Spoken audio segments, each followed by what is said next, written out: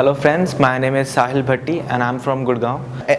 BRDS really helped me to make my portfolio and I improved upon my sketchings and material handlings.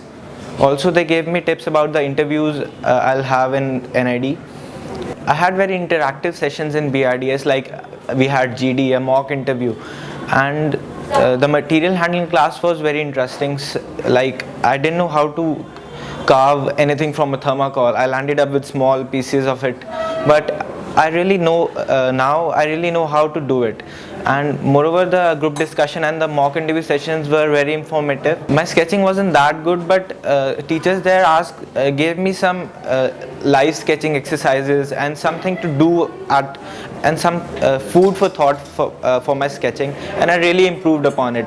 3D sketches weren't that easy for me, but now I feel very comfortable when doing this. Now I'm one of the students of National Institutes of Design, and this is really exciting and amazing.